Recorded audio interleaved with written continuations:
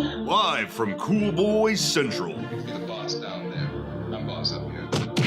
From bat tips to bat nips, we are just three cool boys revisiting Batman, the animated series, and wearing hats. This is Batman and Beyond, a Cool Boys podcast. I see Batman and Beyond. Greetings, Cool Boy Nation, and welcome to the first installment of Batman and Beyond, a Cool Boys podcast. I'm Felk. And I'm Ballard. And I'm Steve. So cool. Steve, you have to say I tried to go Batman and Batman, and then like end it like when we were Cool Boys, as in the Bruce Wayne voice. I like that. No, I loved it. It was perfect. Did I forget to say is what you wanted me to say? He likes. He really. Right. It matters to him. It does matter to me, Steve. So cool. Did it feel good? Did it feel good Feels for you? Really good. Very cool. And yes, Cool Boy Nation, that is what this podcast is. It is a companion podcast to the main Cool Boys podcast, in which we will be discussing an episode of Batman the Animated Series to start with. One episode each week, an in-depth, sexy, bonerific discussion about that episode. And after Batman the Animated Series, we'll move on to Superman and all the way to the end of the DC animated universe. What would that be? Would that be Justice League or Batman and Beyond? Batman and Beyond is before Justice League. What about Superman? Yeah. He said Superman just a second ago. I zoned out. Yeah. Okay. Oh, good. Yeah, you have to listen to the podcast as we're doing it. You're going to be in it. You got to listen to it. Batman, then technically the second iteration of Batman, like the new Batman Adventures, then that would go back and forth with Superman. And then I am voting, we're skipping Static Shock because it has the least to do with any of the other stuff. And even though it's technically DCAU, I think there's one episode with Batman. I'll have to look that up. Maybe we just watched that one episode. But then Batman Beyond, which is the one I'm really looking forward to. Me too, because I've never seen it. And then the two Justice Leagues. So yeah, out of all of that, I've never seen Static Shock, and I've never seen Batman Beyond. And I'm sure that's a travesty not to have ever seen Batman and Beyond with Terry McGinnis. Terry McGinnis. And I'm excited to see that shit. Steve, you have seen Batman and Beyond, correct? It's just Batman Beyond. Batman and Beyond is us. I've seen Batman Beyond. It was good, but I would think that we would see Justice League before Batman Beyond. Nope. Well, we're going to be doing this. That's a good point, Steve. So we're doing this by air date. Yeah. So we'll be following this as if we watched this on television when they came out, and be able to experience whatever twists and turns that come our way due to the air dates. Well, I just read that On Leather Wings wasn't the first air date. No, it wasn't. It was. On Leather Wings was the first one to release, but it was not the first one in production. Well, I read that they aired one other episode before it. No, they as I recall, they aired On Leather Wings in prime time first, and then Christmas of the Joker was the first, aired in the afternoon, and then On Leather Wings came a few episodes later. It was the second aired episode. The first was The Cat in the Claw, and it was for some reason because they were coming off of Batman Returns. And that's what aired in prime time. Yeah, I think that's what it was. And then they did On Leather Wings. And then for some reason, the Christmas Time with Joker was like produced in the middle or something. It seems so out of order watching. Yeah, I think you're right. Cat in the Claw did air first, and it was in prime time, and it was because to tie into Batman Returns because it had Catwoman. I think that sounds right now that I think about it. I have the Wikipedia page up right now. We've already fucked up. We already fucked up our first episode. Yeah. But we didn't watch those episodes, so we are doing first. How about this? How about we just do it in production? Why don't we just say we're doing it in production order and not air date? Then, because I'm looking at the list right now. I mean, like Christmas of the Joker was November 13th. Okay, I've got it. I've got it all here. Okay, On Leather Wings is the first one, September 6th in prime time. Then but Cat in the Claw was September 5th. Oh, that is before September 6th. Yeah. Well, fuck it. That's close enough. Who cares? Why don't we just say we're going by production? Let's just go by the order of how the producers wanted it to be seen. We're doing On Leather Wings first. And that would be On Leather Wings first. Yeah. Yes. This article lists the episodes in their DVD release order rather than by their original air dates or their production order. Shit. So, okay, we'll just have to say we're going by DVD release order. Well, when we get to 13, we're back to it being in order again, so we're fine. Okay. So yeah, we'll be going by DVD release order. Okay, fine. So that will lead us then to our very first episode. Tonight's episode, which is episode 1, sort of, On Leather Wings. The first appearance of, well, Batman, but also the first appearance of Man-Bat. Not just Man-Bat either, too. It's like the first appearance of like great. Man-Bat and like Commissioner Gordon. Well, and I guess Alfred. it's really not the first appearance if we're going by. But it is definitely the first appearance of Man-Bat. For us, yeah. I have a question for everybody. How are you watching the series? Are you watching it right now legally, streaming through DVD set? I am watching it through the DVD set, actually, the volumes, the way they were released on the DVD. That's a very good question. We should all establish that. Because I watched, I believe, the same way that you did, Steve, which is, oh, God damn it, fucking Amazon is the worst interface off Amazon. And I'm starting the first one now. So in the background will be what I think you want to discuss, because you mentioned it a little bit before we started recording, which is, so does yours have what's happening right now, which is this kind of montage of Justice League, like all the DCAU stuff before it, and then it just cuts into the episode with the credits? No, I get to watch the original show open. How about you, Steve? Yeah, it was so upsetting. I was so excited to sit down and watch the classic opening for the first episode, and that's what I saw is this lame combo Superman, Batman sort of opening credits. I think that's probably that was released when they did the combo, airings. Yeah, and it's window boxed too, so it's because it's like letterboxed and pillar box. It was so upsetting. But then every other episode so far that I've watched has had the normal great opening. That's just like a short story. Yes. But I just wanted to air that that I'm really upset that the first episode of the series listed on Amazon Prime had. Yeah, I'm upset. I just watched it behind you right now, Felk, as Steve was talking, and like, dude, that's fucking disgusting. Because the original Batman the Animated Series show open is a work of art. It is a short film. It is gorgeous. It is a short story about a bank heist, and it is beautifully drawn and animated with incredible like Art Deco. Well, it uses the Danny Elfman score. Yes, exactly. It's Danny Elfman. It's beautiful music. I think and 90 seconds long for the whole series. And if I'm watching this back to back to back, like binge watching it now, I don't fast forward past that open. I can watch it every single time. It's a great setup for the whole series. Yeah, well, that full opening airs in a longer take of it in the first episode, and then it's shortened down to like 30 seconds for the subsequent episodes. And it doesn't. After a certain point, it doesn't use the Danny Elfman score. It just uses the action, like the Shirley Walker or Shirley whatever her name is. I need to look that up. God damn it. Shirley Temple on the good ship. Lollipop. Shirley Walker. I was right the first time. Yeah. Dun dun dun dun. Like the animated score and which I think is more suited because these. Oh, you know what? The DVD versions are only the animated score. They're not the Danny Elfman score. They may have been okay, but we're watching different versions then because the ones I watched had the Danny Elfman score all over the place. Wait, but I thought. Oh, wait. You mean the whole show, or are we talking about the show open only right now? Within the show. So now let's get into the actual show, which starts with Man-Bat flying through Gotham. Yeah, and I would like to point out that not only is the opening a just beautiful cityscape shot of Gotham, but it pans over, and what's the first real thing you see? A blimp.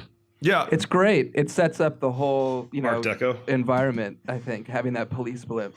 Yeah, and that 1920s like future-esque world. Yeah, the first several episodes are very blimp heavy. Blimps play a major part in a lot of early Batman episodes. So, Felk, why don't you tell us the air date, the writer, and the director of this episode? Or did you already do that? I did not. On Leather Wings' original air date was September 6th, 1992, in prime time. I guess the day after the Catwoman episode. But again, on September 24th, 1992, weekday, I was 10. And it was directed by Kevin Altieri and written by Mitch Bryant. and its villain is the Man-Bat or Man-Bat. The Man-Bat. Is it really Man-Bat? Is he the real villain of this story, or is the villain what is his name? Like Professor Bullock. Logan or some shit? Well, I mean, what do you mean? Because there's a fake out where it's like there's the Man-Bat guy, but you think it's the Professor Logan. I think that's right. The old guy who's like, he's way into bats. He really likes bats more than people. Oh, it's definitely Man-Bat that's the villain because he's the turning himself into the Man-Bat and attack. Yeah, and he gets all ragey too when he does it in the end. I gotta say, one of the great things about the show and this episode being the first episodes I saw, if not the first episode I saw when it came out, I would say I love this shit is that Batman is already Batman. Yeah. You know? Yes, that's perfect.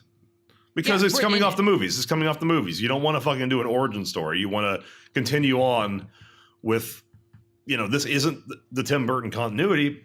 But if you saw those movies, you already know who Batman is. It just knocks you right into it. When I saw this as a kid, I had no idea that there were creatures like Man-Bat in the Batman canon. I until about 30 seconds ago, I wasn't sure if this was in fact the invention of Man-Bat. But no, he was invented in Detective Comics number 400, which released in June 1970. And was created by Frank Robbins, Neil Adams, and Julius Schwartz. So he's already there's actually a Man-Bat before this, and it's like, I don't know if we can mention our third cool boy, but I love the fact that Nolan hates Man-Bats and hates anything like that in the Batman universe. Anything that's like even remotely sci-fi. Yes, yes, he does. And I gotta say, after I saw this episode with Man-Bat in it, I don't know how long it was until the toy came out, but I went and got that action figure because I was like, I am going to play with my Batman toys with this fucking Man-Bat. And it was a great action figure. It had a huge wingspan. I mean, it was like I remember it. Yeah. It was bigger than the rest, and it was great. It was the other a good great first thing, episode. I thought that. I also thought this was the first episode. I think that was the first one I saw as a kid because it was during the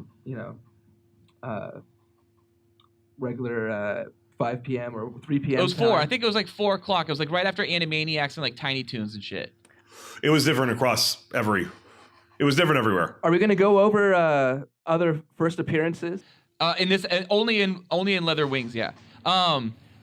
Speaking of first appearances, Steve, yeah, there's a great first appearance in this episode. Bullock. Bullock, Commissioner Gordon.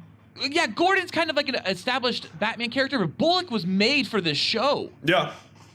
Was he? Yeah, he was, and now he's the second lead of Gotham, and he's not in Batman Begins, but I don't remember what that fat guy's name is, but he's clearly just Bullock. I mean, there's no reason he's not Bullock. He's based off of Porkins from Batman 1989, whatever his name, Eckhart. Welcome to the future. Bullock's totally based off Eckhart. Bullock first appeared in 1974, Detective Comics 4/4. Bullock? Uh-huh. We're fake news. No, but I thought that they created him for the show. No, he wasn't invented. Almost all of these characters were appeared except for Harley.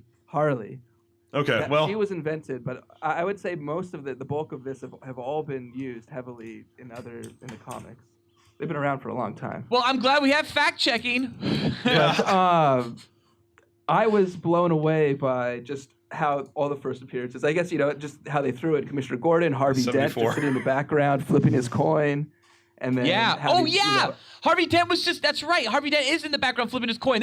They played the long narrative game here, and they're just like, we're gonna set up Harvey Dent and then just tear him from you, like from the audience. Wait, Harvey Dent's in this episode?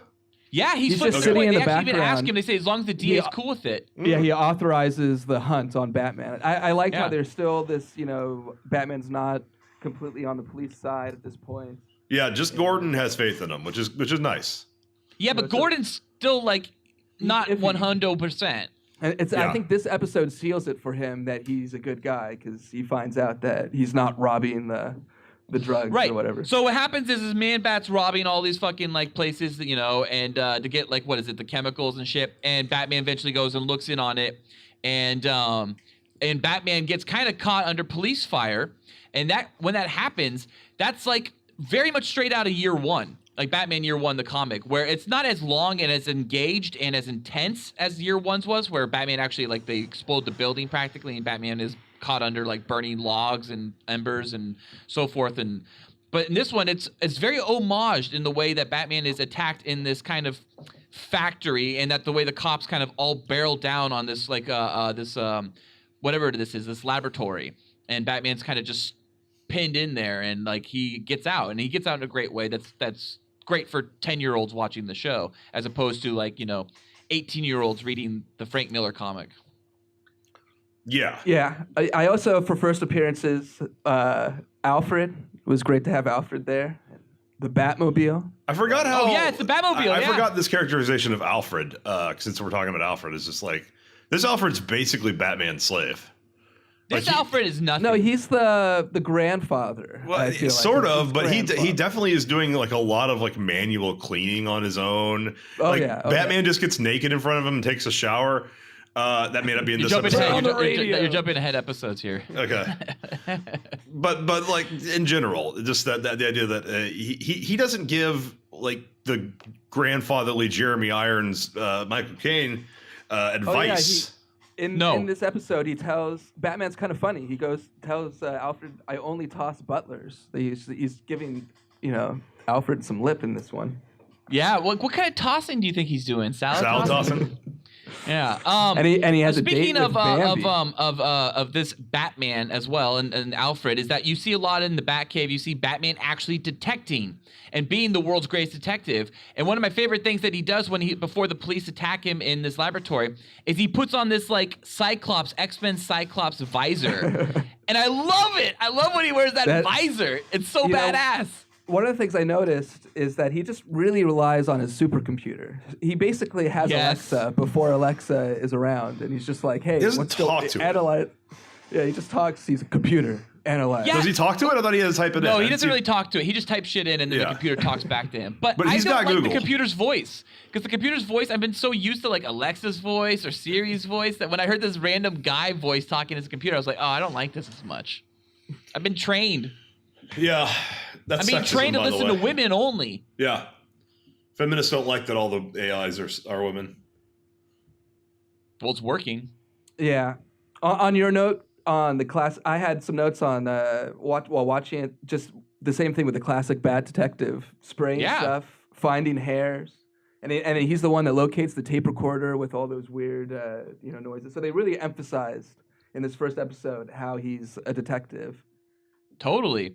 Yeah, because not only after does he go into the laboratory and he deals with the cops and all that stuff and then has to get away, but then he actually has to go to the zoo and kind of do that thing where when he's Bruce Wayne and plays like that double identity type of thing when like he's Bruce Wayne when he's Bruce Wayne being Batman playing Bruce Wayne. You know what I mean? And so he actually goes in as Bruce Wayne playing Batman as Bruce Wayne into the laboratory at the zoo and then does the whole here's the hairs I found because some bats were in the chimney. Speaking of that, I really like that how they set up, that the classic setup of he goes to the one scientist to investigate, the bat hairs, and they're the ones who are, the bad guys. How, it's just super easy and it happens a lot on these shows. They do only have 20 minutes, so they're going to kind of cut corners, I feel like, narratively when they can. He goes straight to the, as Bruce Wayne trying to figure it out, and then as an audience that these are the bad guys. Yeah.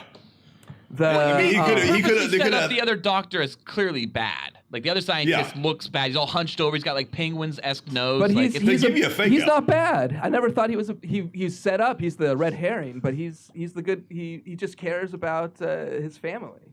He's not doing any bad stuff. I don't know. See, I got the feeling that he's the doctor that burns the shit, not Kurt. Well, because he's trying to protect probably. his family. Because that's his daughter or whatever. So I thought what father is going to be like, I'm going to protect my daughter's boyfriend or husband? Like, any father would be like, good for him, get the fuck out of there. Stop banging my daughter. Yeah, but he really likes bats. So I think he doesn't necessarily hate the fact that he's turning into Man-Bat, because he's pro-bat. Oh, so he's like, maybe I can get some fucking sweet science papers off this guy. Yeah. There's write a few essays. The bat factor is part of why he's like, I'm gonna help him because I like bats, and this guy likes being a bat. One of the things that I liked a lot in this episode was just the animation in general. That it was just so well done, and when they have that part where Kurt is about to turn a Man-Bat for the first time, when you see his transformation and they're showing the beakers and how his face gets transformed and the beakers like in other movies or whatnot. That I just thought that it was done really well. Yeah, totally, absolutely. I enjoyed this one thoroughly, rewatching it. It definitely has. Nobody gets hurt. Nobody dies. It was still in the early, very like how do we make this show without like actually anyone getting injured at all? But Man-Bat is scary.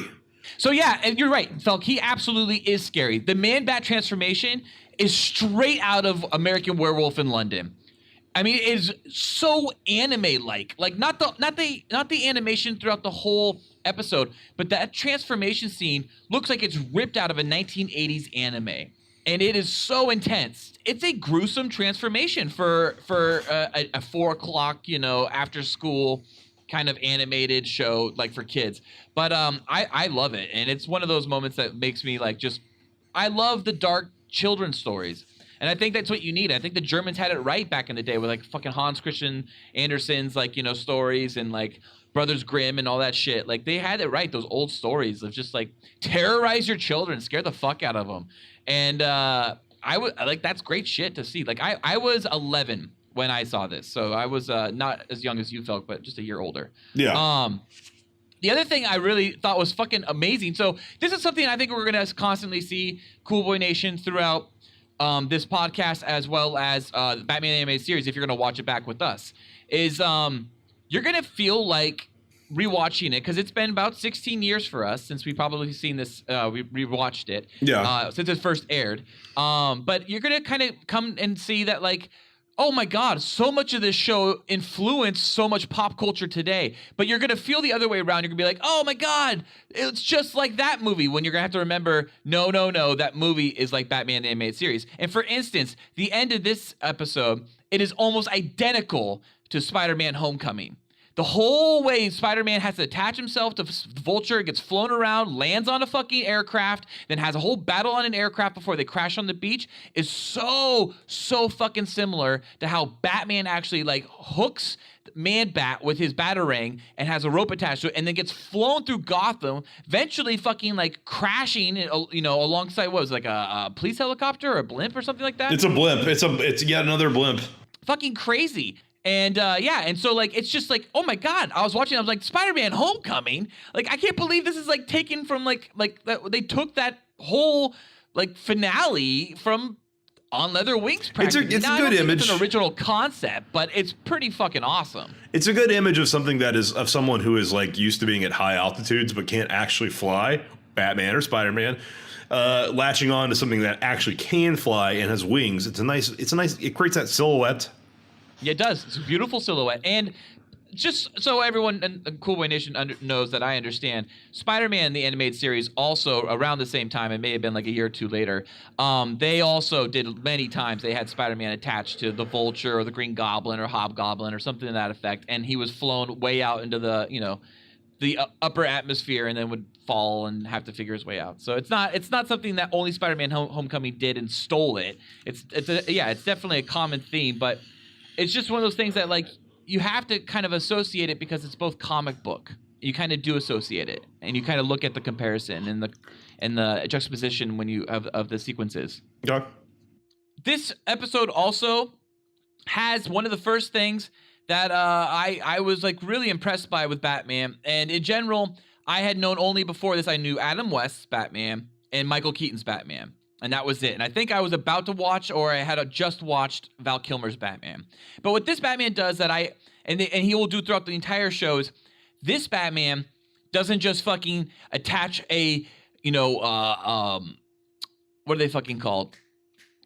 I want to say Goliath, but that's wrong. It's the stone things on the side of churches. Gargoyle. But this Batman doesn't just fucking, attach a gargoyle with a fucking rope to you while you get taken away in a helicopter till you fall and you die. Or doesn't, put a fucking dynamite in your pants and then push you into the sewer so you explode, or light you on fire with his fucking Batmobile. Well, he couldn't. Or, this Batman, at this point, I had only seen Batman do incredibly violent acts. This Batman actually cares about rehabilitation. Yeah. And when he finds Kurt, and he finally is able to end, like, Kurt's, like, terrorizing the city by slamming him into a wall, essentially, as they're flying, and knocking Kurt out, he doesn't just take him to the police.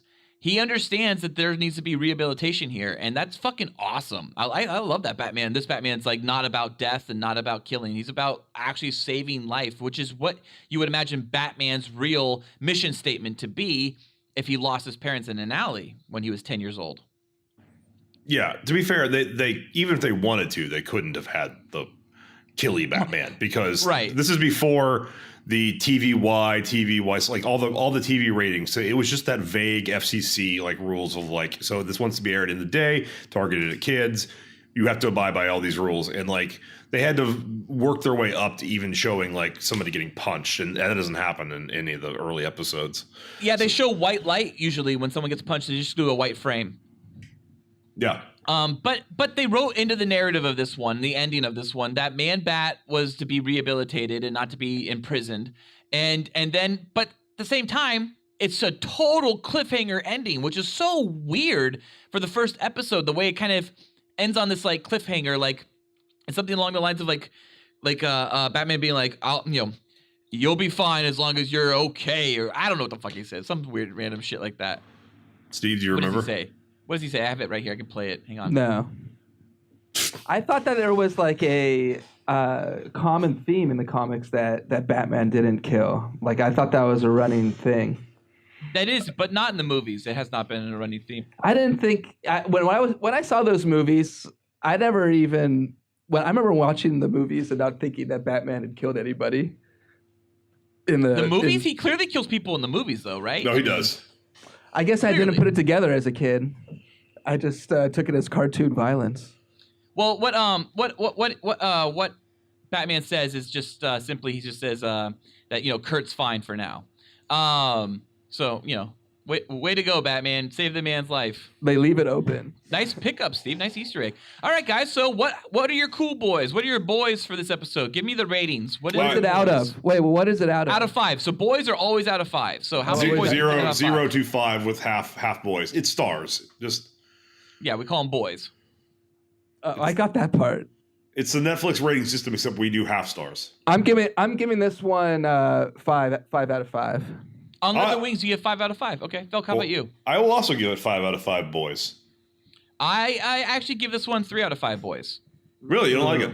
No, it's just not one of my favorites, and it's actually I kind of remember thinking when it first aired. Not only did I like Man-Bat, but I also thought it was kind of a slow story, and it was kind of. I thought it was a good way to set up the whole series. Yeah, it's an excellent first episode. It was, and that's what to me, that's what I was rewatching it. I was just like, wow, they really do a good job of creating the environment and setting up Batman. The thing with Bullock, they just have him a little bit, but he's already the antagonist. Harvey Dent, yeah, totally. One of the things that I thought was really good also was the soundtrack.